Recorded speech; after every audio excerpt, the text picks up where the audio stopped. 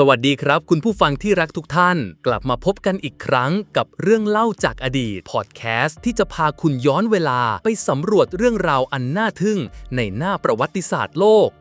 วันนี้เราจะมาต่อยอดจากเรื่องราวอันเข้มข้นของยุคสามก๊กที่เราเพิ่งเล่าจบไปคุณผู้ฟังยังจำกันได้ไหมครับว่าแผ่นดินจีนกลับมารวมเป็นหนึ่งเดียวอีกครั้งภายใต้ราชวงศ์อะไรใช่แล้วครับราชวงศ์จิ้นครับ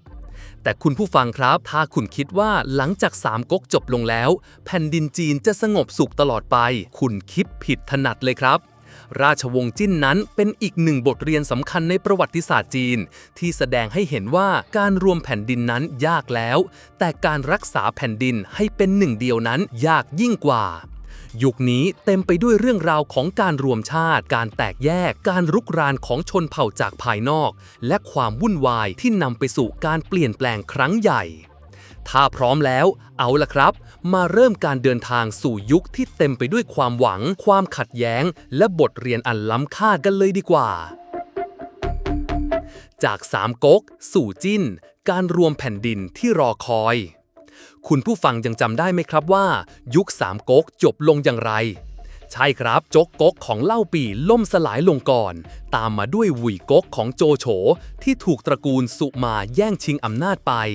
และสุดท้ายง่อก๊กของซุนกวนก็ถูกพิชิตลงผู้ที่สามารถรวบรวมแผ่นดินจีนได้ในที่สุดคือสุมาเอียนครับสุมาเอียนเป็นหลานชายของสุมาอี้ยอดนักยุทธศาสตร์ของหวุ่ยก๊ก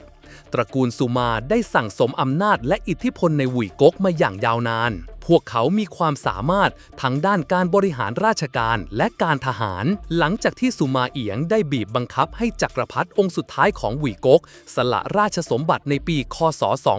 265เขาก็สถาปนาตนเองขึ้นเป็นจักรพรรดิจิ้นอู่ตี้และก่อตั้งราชวงศ์จิ้นตะวันตกขึ้นมาครับเมืองหลวงอยู่ที่ลกเอียงเช่นเดียวกับหวุ่ยก๊กคุณผู้ฟังครับการรวมแผ่นดินจีนอีกครั้งในปีค.ศ. 280ถือเป็นเหตุการณ์ที่ยิ่งใหญ่มากครับหลังจากที่ต้องทนทุกข์ทรมานจากสงครามที่ยืดเยื้อมานานเกือบ60ปีในยุคสามก๊กประชาชนต่างก็คาดหวังว่ายุคแห่งความสงบสุขจะกลับคืนมา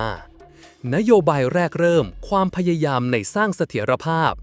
จักรพรรดิจิ้นอู่ตี้ตระหนักดีถึงความบอบช้ำของประเทศชาติจากสงครามที่ยาวนานพระองค์จึงทรงดำเนินนโยบายที่เน้นการฟื้นฟูและสร้างเสถียรภาพให้กับประเทศชาติ 1. การปฏิรูปที่ดินทรงออกกฎหมายที่ดินใหม่ที่เรียกว่ากฎหมายที่ดินผืนนาและที่นาประจำตัวจานเทียนเครือยับเพื่อพยายามจัดสรรที่ดินให้กับชาวนาอย่างเป็นธรรมมากขึ้นและจำกัดขนาดที่ดินที่ขุนนางและชนชั้นสูงสามารถครอบครองได้เพื่อลดความเหลื่อมล้ำทางเศรษฐกิจคุณผู้ฟังว่านโยบายนี้ฟังดูดีไหมครับใช่ครับมันมีเจตนาที่ดีแต่ในทางปฏิบัติแล้วการบังคับใช้กฎหมายนี้กลับไม่เข้มแข็งพอและชนชั้นสูงยังคงสามารถหลีกเลี่ยงกฎหมายและกอบโกยที่ดินได้อยู่ดี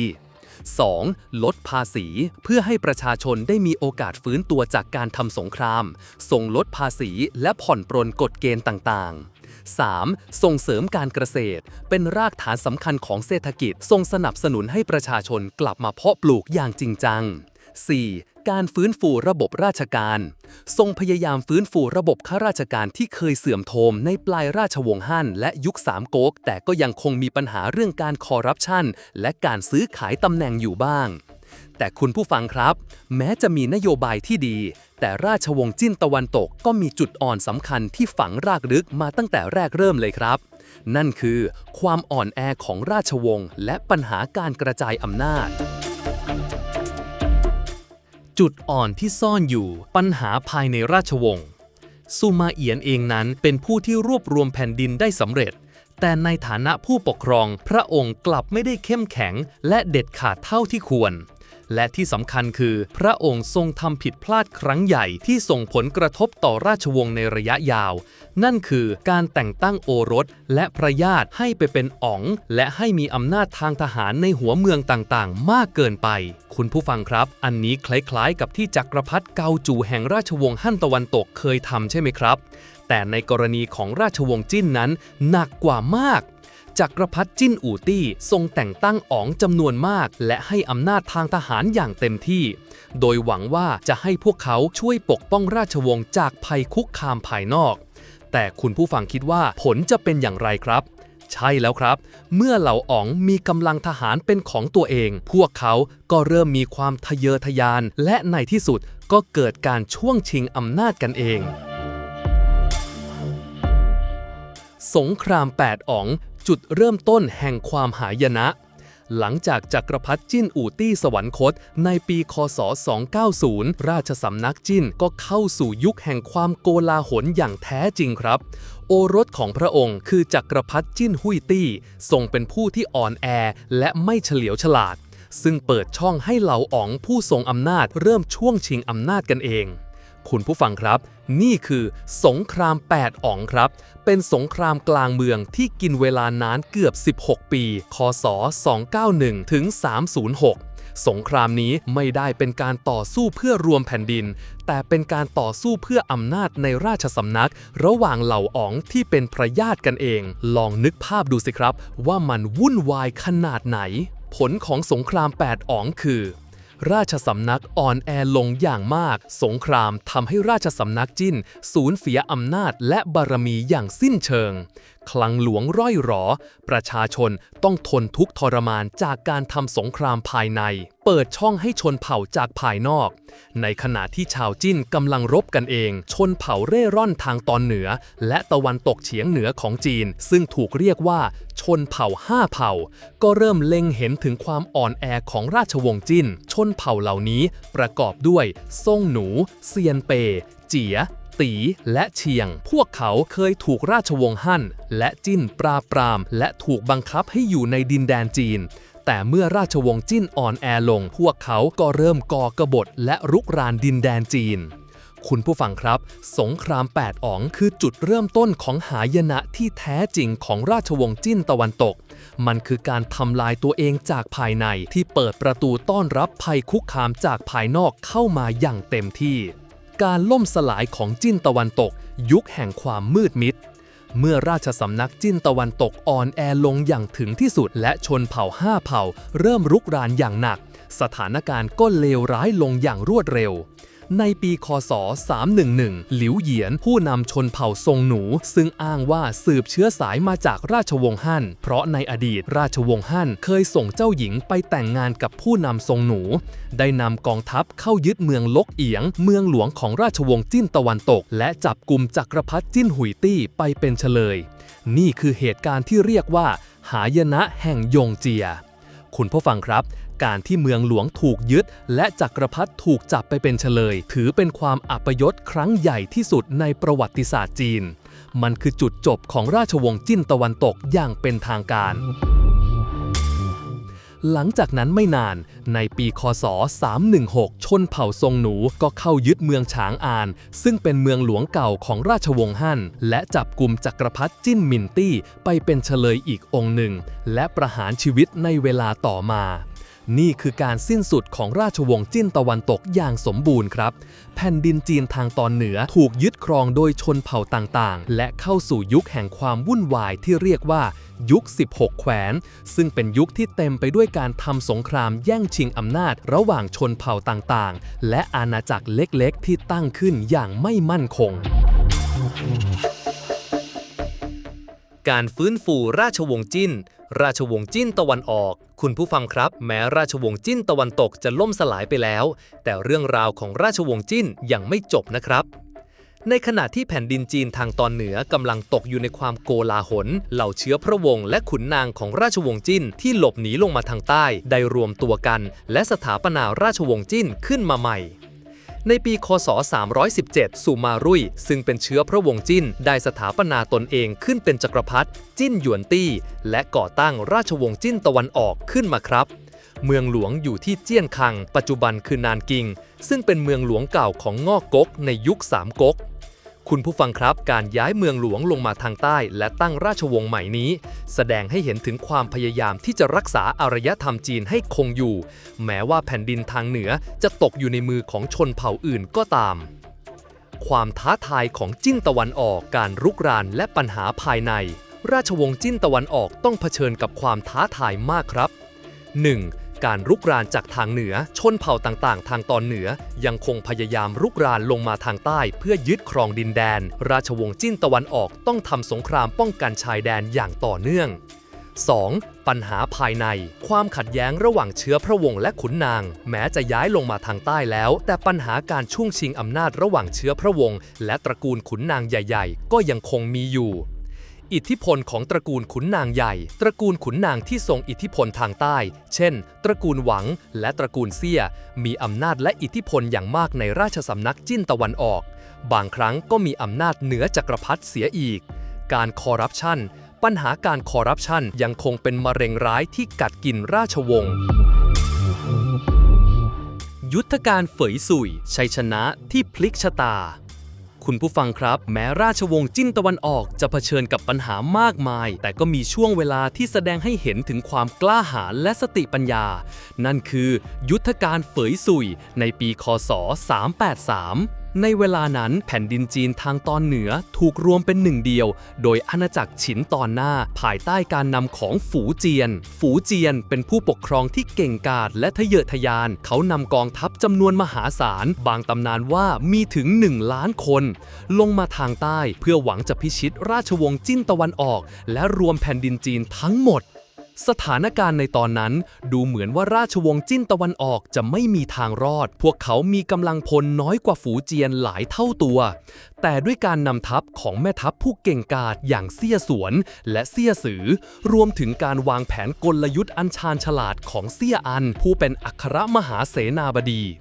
ในยุทธการเฝยสุยกองทัพจิ้นตะวันออกใช้กลยุทธ์ที่ชาญฉลาดพวกเขาใช้ประโยชน์จากความประมาทของฝูเจียนและความสับสนอลหม่านในกองทัพของฉินตอนหน้าซึ่งประกอบด้วยชนเผ่าหลายๆที่ไม่ได้มีความสามัคคีกันกองทัพจิ้นตะวันออกสามารถเอาชนะกองทัพฉินตอนหน้าได้อย่างเหลือเชื่อฝูเจียนพ่ายแพ้อย่างยับเยินและต้องถอยทัพกลับไปคุณผู้ฟังครับชัยชนะในยุทธการเฝยสุยนี้มีความสำคัญอย่างยิ่งรักษาเอกราชของจิ้นตะวันออกมันช่วยให้ราชวงศ์จิ้นตะวันออกสามารถรักษาเอกราชและดำรงอยู่ต่อไปได้อีกเกือบ40 ปีหยุดยั้งการรวมแผ่นดินของชนเผ่าทางเหนือชัยชนะครั้งนี้ทำให้ฉินตอนหน้าแตกสลายและแผ่นดินจีนทางเหนือก็กลับเข้าสู่ยุคแห่งการแตกแยกอีกครั้งทำให้การรวมแผ่นดินจีนต้องล่าช้าออกไปอีกหลายร้อยปีเป็นสัญลักษณ์ของความกล้าหาญยุทธการนี้กลายเป็นสัญลักษณ์ของความกล้าหาญและการเอาชนะศัตรูที่เหนือกว่าด้วยสติปัญญาความเสื่อมถอยและจุดจบของจิ้นตะวันออกแม้จะได้รับชัยชนะอันยิ่งใหญ่ในยุทธการเฝยสุยแต่ราชวงศ์จิ้นตะวันออกก็ยังคงเผชิญกับปัญหาภายในที่กัดกินมานาน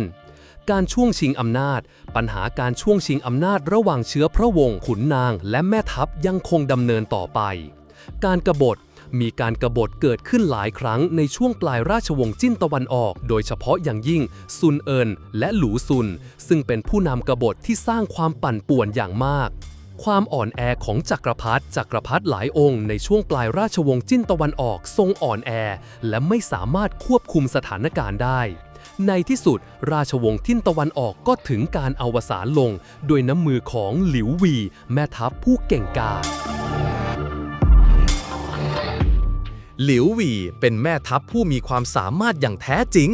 เขาสามารถปราบปรามกบฏต่างๆและยังสามารถนำทัพขึ้นไปทางเหนือเพื่อพิชิตอาณาจักรเล็กๆของชนเผ่าต่างๆได้สำเร็จหลายครั้งด้วยความสามารถและบารมีที่เพิ่มขึ้นเรื่อยๆหลิวหวี่ก็เริ่มมีความทะเยอทะยานที่จะขึ้นเป็นใหญ่ในปีค.ศ. 420หลิวหวี่ได้บีบบังคับให้จักรพรรดิจิ้นกงตี้ซึ่งเป็นจักรพรรดิองค์สุดท้ายของราชวงศ์จิ้นตะวันออกสละราชสมบัติและสถาปนาตนเองขึ้นเป็นจักรพรรดิแห่งราชวงศ์ซ่งครับไม่ใช่ราชวงศ์ซ่งในยุคหลังนะครับเป็นราชวงศ์ซ่งที่ก่อตั้งโดยตระกูลหลิวนี่คือการสิ้นสุดของราชวงศ์จิ้นที่ดำรงอยู่มานานเกือบ150 ปีนับรวมจิ้นตะวันตกและจิ้นตะวันออกและเป็นการเริ่มต้นของยุคใหม่ในประวัติศาสตร์จีนที่เรียกว่ายุคราชวงศ์เหนือใต้ครับซึ่งเป็นยุคที่แผ่นดินจีนถูกแบ่งออกเป็น2 ส่วนอย่างชัดเจนคือราชวงศ์ทางเหนือที่ปกครองโดยชนเผ่าต่างๆและราชวงศ์ทางใต้ที่ปกครองโดยชาวฮั่นมรดกที่ราชวงศ์จิ้นทิ้งไว้ความสำคัญที่มองข้ามไม่ได้ คุณผู้ฟังครับแม้ราชวงศ์จิ้นจะถูกมองว่าเป็นยุคที่ค่อนข้างอ่อนแอและวุ่นวายแต่ก็ยังคงทิ้งมรดกที่สำคัญไว้ในประวัติศาสตร์จีนครับ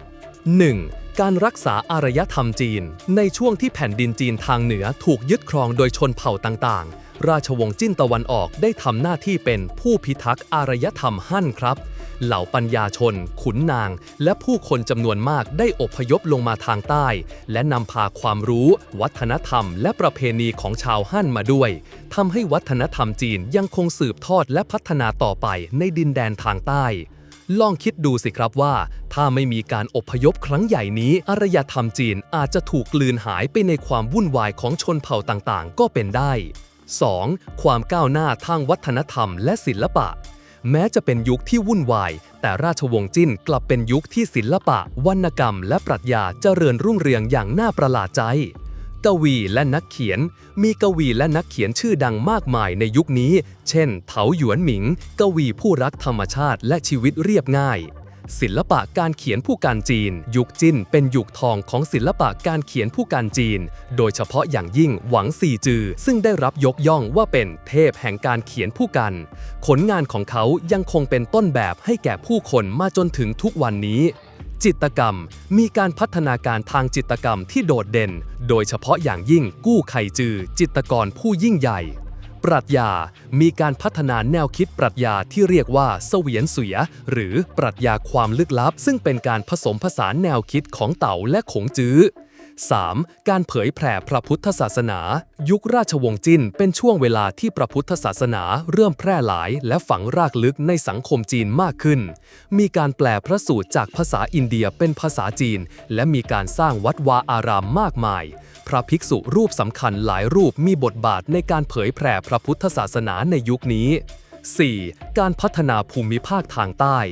การอพยพครั้งใหญ่จากทางเหนือมาทางใต้ทำให้ภูมิภาคทางใต้ของจีนซึ่งเคยเป็นดินแดนที่ด้อยพัฒนากว่าทางเหนือได้รับการพัฒนาอย่างรวดเร็วมีการบุกเบิกที่ดินทำกินสร้างเมืองและพัฒนาเศรษฐกิจทำให้ภูมิภาคทางใต้กลายเป็นศูนย์กลางทางเศรษฐกิจและวัฒนธรรมในยุคต่อมา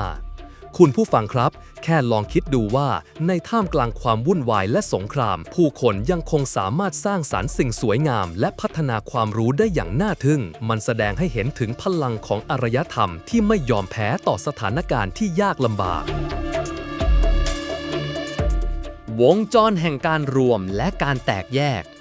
ราชวงศ์จิ้นเป็นบทเรียนที่สำคัญในประวัติศาสตร์จีนมันแสดงให้เห็นถึงความเปราะบางของการรวมชาติการรวมแผ่นดินนั้นยากแล้วแต่การรักษาแผ่นดินให้เป็นหนึ่งเดียวนั้นยากยิ่งกว่าหากขาดการบริหารจัดการที่ดีและผู้นำที่เข้มแข็งภัยจากการแบ่งแยกอำนาจที่ไม่เหมาะสมการให้อำนาจแก่พระญาติมากเกินไปสามารถนำไปสู่ความขัดแย้งภายในที่ทำลายราชวงศ์ได้ความสำคัญของการป้องกันภัยจากภายนอกการละเลยภัยคุกคามจากชนเผ่าภายนอกในขณะที่รบกันเองภายในย่อมนำมาซึ่งหายนะพลังของการรักษาวัฒนธรรมแม้จะเผชิญกับความวุ่นวายแต่การที่ผู้คนยังคงรักษาและพัฒนาวัฒนธรรมของตนไว้ได้ทำให้รากฐานของอารยธรรมยังคงแข็งแกร่งความงดงามที่เบ่งบานในยามยากศิลปะวรรณกรรมและปรัชญาสามารถเจริญรุ่งเรืองได้แม้ในยุคสมัยที่เต็มไปด้วยความทุกข์ยากคุณผู้ฟังครับหวังว่าเรื่องราวของราชวงศ์จิ้นที่ผมเล่าให้ฟังวันนี้จะทำให้คุณเห็นภาพความซับซ้อนของประวัติศาสตร์จีนได้ชัดเจนขึ้นนะครับคุณคิดว่าอะไรคือบทเรียนที่สำคัญที่สุดที่เราสามารถเรียนรู้ได้จากราชวงศ์จิ้นครับการรวมชาติที่เปราะบางหรือความงดงามทางวัฒนธรรมที่เบ่งบานในยามยากลองคิดดูเล่นๆนะครับสำหรับวันนี้เรื่องเล่าจากอดีตต้องขอลาไปก่อนแต่ไม่ต้องห่วงนะครับในตอนหน้าผมจะพาคุณไปสำรวจเรื่องราวอะไรที่น่าสนใจอีกนั้นต้องรอติดตามกันนะครับอย่าลืมกดติดตามและแบ่งปันเรื่องราวนี้ให้เพื่อนๆที่สนใจประวัติศาสตร์ได้ฟังกันด้วยนะครับแล้วพบกันใหม่ในตอนหน้าสวัสดีครับ